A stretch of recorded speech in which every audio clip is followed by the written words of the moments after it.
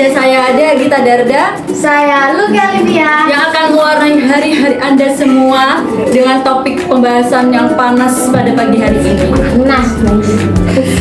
Sebelum masuk lebih dalam ke dalam topik ini, sebenarnya apa sih yang akan kita bahas, Mbak Luki? Nah, di sini deh kita ini akan bahas keluh kesahnya teman kita yang dia rasakan selama mulai dari dulu dia mulai menjadi pelajar sampai sekarang ini dia menjadi mahasiswa.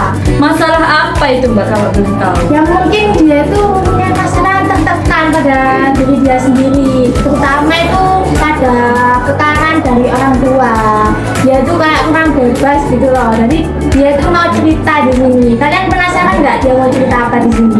Penasaran kan? Langsung aja kita panggil orangnya, yaitu Mbak Inaya Alvina Wulandari.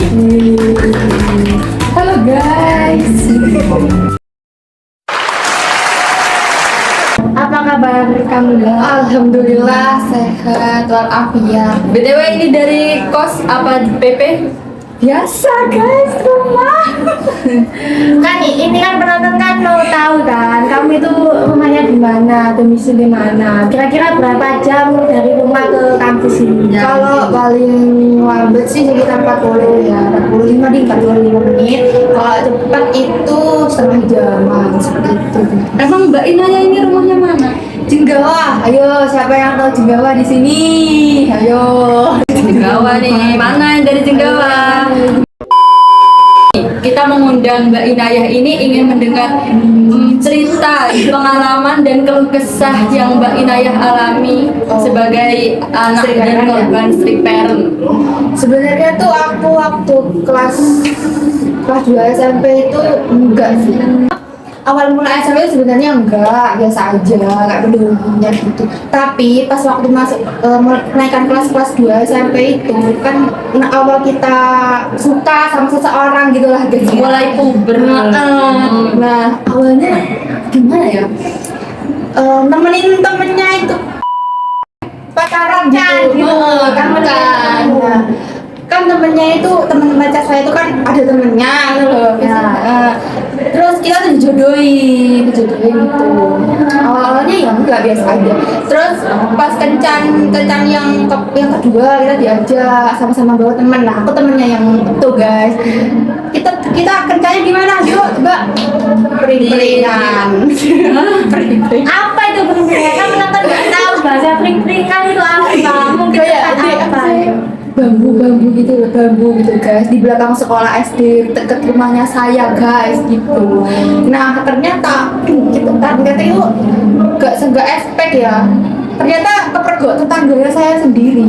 Nah akhirnya dibilangin lah ke keluarganya saya guys. Terus gimana itu reaksi orang tua tahu? Langsung guys, HP saya langsung disita, langsung gak boleh keluar, langsung kemana-mana harus izin sesuai dengan yang dituju gitu, sampai kuliah sekarang. Berarti awal mulanya dari itu ya? Iya mbak. Kok bisa sampai sekarang kan kamu kan bukan pelajar SMP lagi, bukan pelajar SMA, sekarang kan sudah jadi mahasiswa, hanya para siswa gitu. Soalnya gini, kan tetangga saya itu kan juga kuliah ya, mungkin pandangan orang tua saya itu pergaulan anak kayak mahasiswa kuliahan gitu tuh bebas gitu. Sebenarnya fun fact-nya kan enggak ya, tergantung dari kita sendiri kan, jaganya tuh gimana, terus pergaulannya juga gimana gitu lah. Tapi nggak tahu ya, tanggapan orang tua saya dan keluarga saya itu jelek gitu. Apa mungkin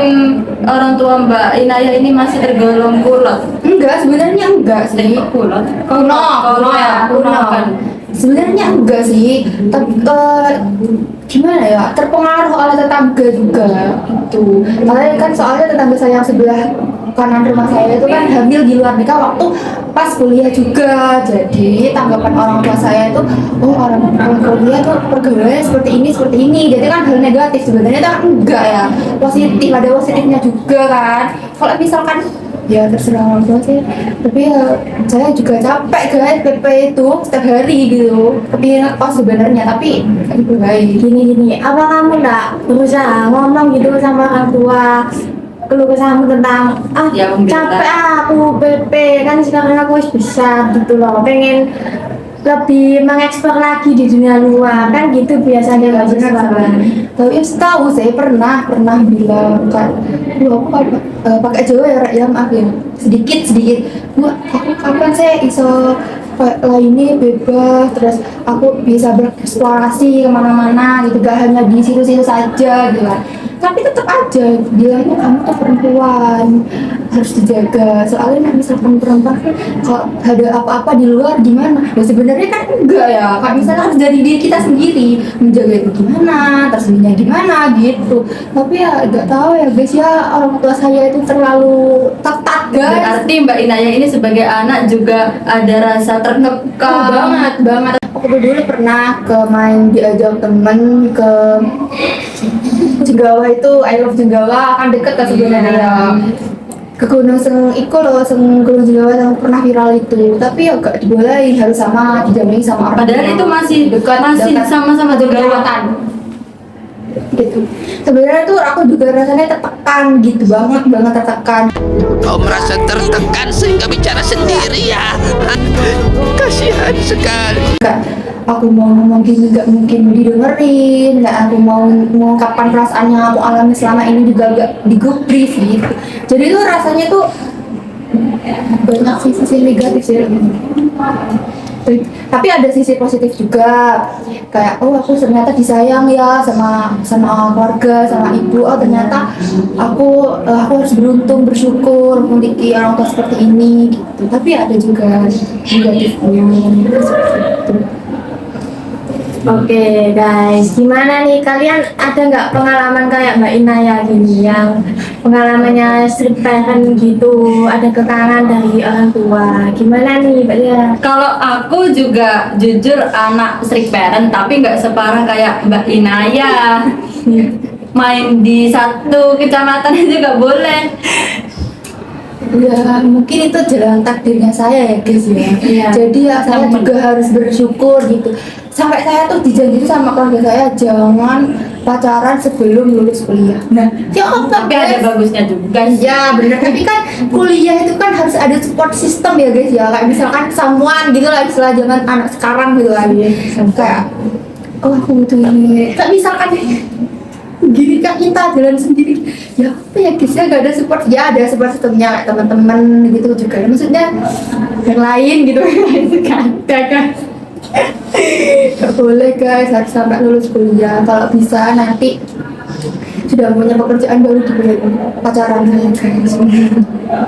Jadi intinya ada sisi negatif sama positif yang bisa kita ambil ya dari kasus strict parent ini. Ya, mungkin ada pesan dari kami dan dari saya. Kalau kalian mengalami strict parent gitu, mungkin kalian itu bisa apa ya, merubah diri kalian sedikit demi sedikit dan lebih banyak ngobrol dengan orang tua. Kalau kalian itu lebih bebas lah di dunia luar dengan teman-teman misalnya gitu. Kalau semisal orang tua tetap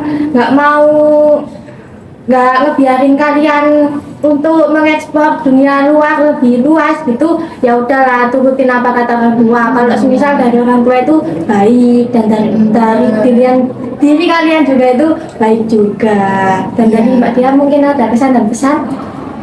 Ya, untuk kesan dan pesan mungkin turuti aja apa kemauan orang tua. Tapi ya itu, apa kata Mbak Luki itu juga ada benarnya. Sekarang kan juga pergaulan itu kan bebas ya guys. Ya orang tua wajar untuk khawatir apalagi sama anak perempuan. Nah, itu di situ rawan banget anak perempuan itu. Jadi ya nggak ada salahnya juga orang tua itu strict parent. Jadi untuk Mbak Inayah juga jangan berontak. Iya, yang semangat kamu harus bisa sampai lulus kuliah. Kalau bisa jangan pacaran. Jangan ya. Ya pokoknya intinya tuh harus bisa jaga diri, terus harus bisa menyakitkan ke orang tua. Kalau kita itu bisa yang apa kita lakukan gitu, gak mencela-mencela ke sini, hanya ke sini gitu, gitulah pokoknya. Harus bisa meyakinkan orang tua. Baik, apa ada yang mau tambahkan lagi? Gimana? Udah sih, itu aja. Baik, mungkin ini sedikit pengalaman dari Mbak Inayah yang bisa diceritakan kepada teman-teman semua. Semoga dengan mendengarkan podcast kami ini bisa diambil pembelajarannya, bisa diambil sisi positifnya, dan semoga teman-teman semua terhibur. Baik. Terima kasih. Assalamualaikum warahmatullahi Warahmatullahi wabarakatuh. Bye.